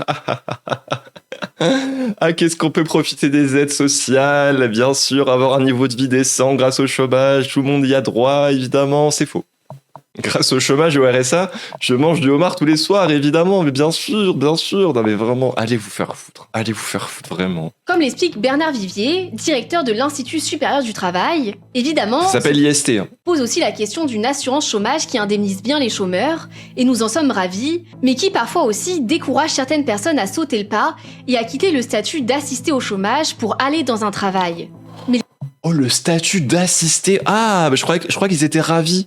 À sauter le pas et à quitter le statut d'assisté au chômage pour aller dans un travail. Non mais attendez, Ah, ils en sont ravis. Ils en sont ravis de mettre des gens assistés au chômage. Non mais...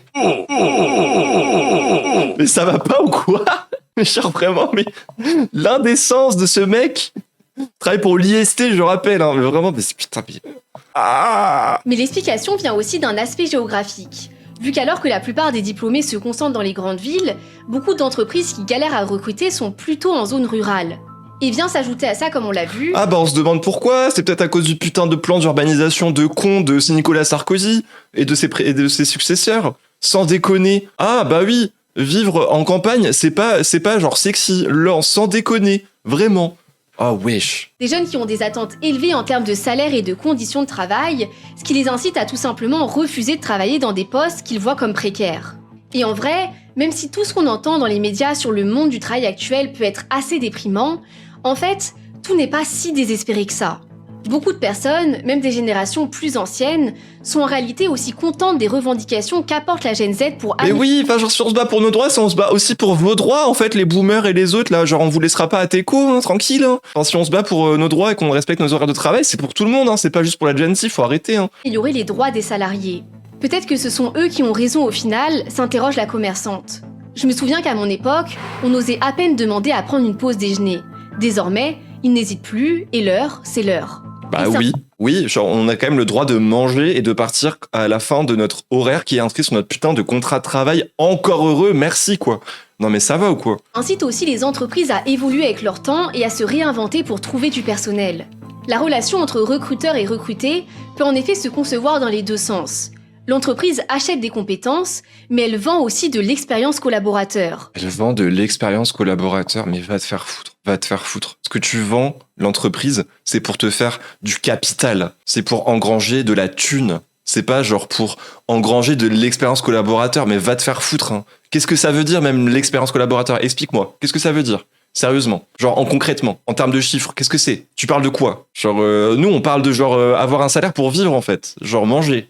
Je dis des choses concrètes. Le marché de l'emploi est un marché haut de gamme dans lequel les candidats clients affichent des exigences élevées. Et les candidats clients est un marché haut de gamme? Non mais...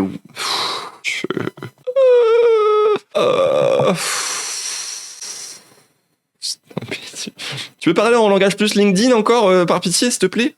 Échouer à satisfaire ces exigences se traduit par des pertes pour l'entreprise, sous forme de moindre engagement, de recrutement à répétition, d'inflation du turnover, de détérioration de la marque employeur.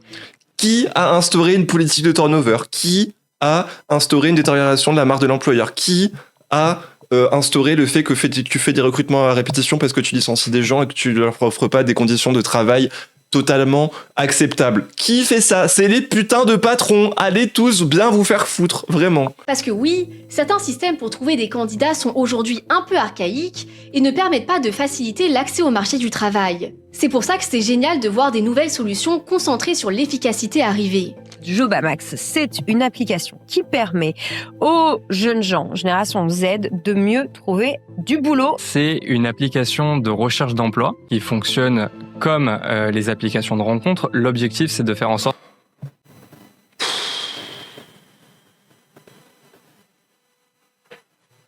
Allez, bien sûr, on a le Tinder du travail maintenant, évidemment. Allez, non mais putain, sérieusement, on est où là?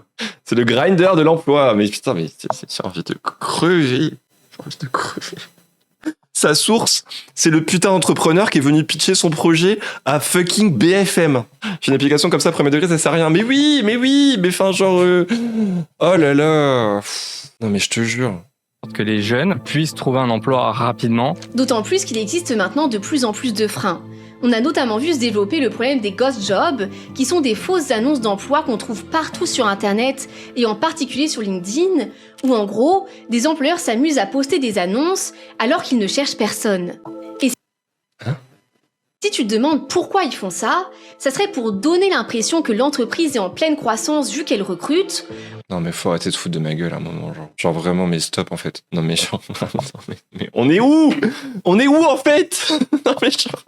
Nous, on est là à se casser le cul, genre à travailler pour vous, entreprises de merde là, genre pour gagner un putain de salaire qui nous permet seulement de manger, et vous êtes là à poster des fausses annonces pour soi-disant montrer que l'entreprise est en growth. Non mais putain de merde. Mais ça va pas ou quoi, genre? La CGT avait sorti le chiffre sur les fausses annonces sur le site de France Travail, il y en a beaucoup. Non mais oui, mais enfin genre c'est bon. Oh là là, mais j'ai envie de crever, vraiment. Ou alors, pour faire croire à leurs employés surchargés qu'ils vont bientôt avoir de l'aide, alors que c'est totalement faux.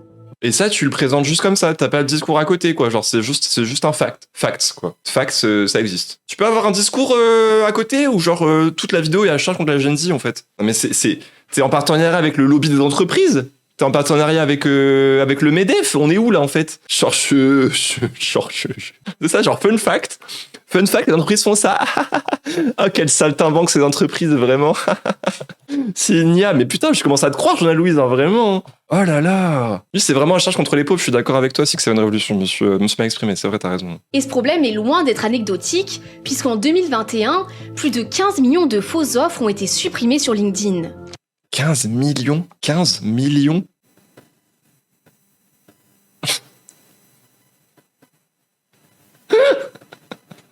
Oui, In 2024, 4 out of 10 American companies posted fake job listings. And 4 entreprises sur 10 aux États-Unis postaient des fausses annonces. Non mais, je sais même pas pourquoi je me casse le cul à poster des CV, mais c'est clair. C'est clair. Genre, c'est pas attractif, en fait. Si on veut utiliser vos mots, là, d'entrepreneurs de fous, là. Genre. This figure is alarmingly increasing. Ghost jobs. Ghost jobs. Ghost jobs. Le monde évolue et le monde du travail doit évoluer avec. Au final, les jeunes ne sont que le reflet de leur génération et ils peuvent apporter beaucoup de choses aux entreprises qui ont besoin de se moderniser. C'est la première fois qu'on voit une génération qui fait du reverse mentoring, autrement Du reverse mentoring. J'ai plus les mots là, je crois vraiment. dit, qui apprend des choses à ses managers. Du reverse mentoring, c'est du mentorat inversé. Les jeunes mentorent les anciens. Mais là, un partenariat avec BFM, on est où là en fait? Genre 75% de ses sources, c'est genre TikTok et BFM. Genre, on est où? Allô? Genre, c'est. Genre, je pète. Qui pour me reverse mentorer par pitié? Non mais je te jure, est-ce qu'il me dit mentoring à ton crousty responsable? Non mais genre vraiment. Oh là et là. les anciens, les seniors mentorent les jeunes. Et chacun apporte à l'autre un certain nombre de choses. Sur le côté, ils sont feignants, ils aiment plus bosser, etc. Moi, je le constate pas. Parce que vu que c'est une génération intuitivement numérique, elle possède beaucoup d'informations sur des domaines qui dépassent parfois ses qualifications initiales. Ah donc en fait on serait plus qualifiés que les personnes qui nous imposent un rythme de travail horrible. Mais non, on serait plus au courant de nos droits et de ce qu'il faudrait mettre en place. Non mais attendez, c'est fou quand même. C'est fou. La génération Z, elle est incroyable parce qu'elle est née avec un écran dans les mains, qu'elle a un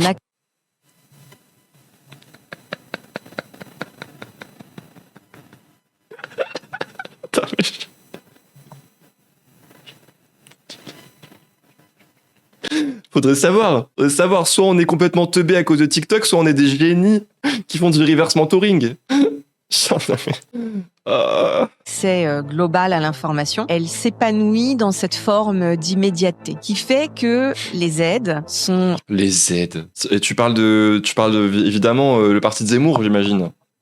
Finalement des personnes qui sont capables de prendre des décisions très rapidement. Au final, même si la Gen Z doit elle aussi parfois se reconnecter à la réalité, c'est vrai qu'elle a aussi beaucoup de choses positives à apporter. Et je pense que c'est important de prendre du recul et de relativiser les choses. Parce que dans le fond, ces critiques sur la paresse des nouvelles générations ont toujours existé. On dit que les jeunes sont allés... C'est au bout de 37 minutes que tu dis ça? Ça aurait dû être le premier truc que tu dis. Genre, vraiment, ça aurait dû être la première chose que tu dis. Genre, vraiment, t'as eu vraiment besoin de présenter 37 minutes pour dire ça. Hein. Énergique au travail, quelle est votre opinion? Mais maintenant, avec les réseaux sociaux et le fait que n'importe qui peut prendre la parole et raconter son expérience, ça crée un effet de loupe, de zoom, où on a souvent l'impression que le phénomène est beaucoup plus gros qu'il ne l'est en réalité. Et puis, on a beau parler de la Gen Z comme d'un ensemble d'individus, dans le fond, faut pas oublier que même si des tendances générales existent, tous les jeunes sont loin d'être identiques. L'important, c'est surtout de comprendre que ces jeunes représenteront bientôt la majorité des travailleurs. Ah, donc ce n'est donc pas une classe. Enfin, on a un discours. Ce n'est donc pas une masse informe de gens. Enfin, on le dit. Non, mais Alors, plutôt que de les critiquer, de les accabler et de vouloir les forcer à vivre dans un monde du travail qui est maintenant dépassé, on ferait peut-être mieux de les écouter. C'est toujours le meilleur moyen d'avancer et de faire évoluer les choses du bon côté. Bah non, je m'abonne pas, non. non, désolé. C'était un enfer. Je sais pas si ce sera sur YouTube. Si ça l'est, merci YouTube d'être resté jusqu'au bout. Je pense que t'as compris qu'on n'aimait pas la personne qui a présenté ça. Voilà. Des bisous, abonne-toi, Si tu veux plus de contenu, n'hésite pas à venir sur Twitch aussi le lundi et le mercredi en live. C'est quand même beaucoup plus sympa. On peut interagir ensemble. C'est beaucoup mieux. Allez, kiss YouTube. Ciao, ciao.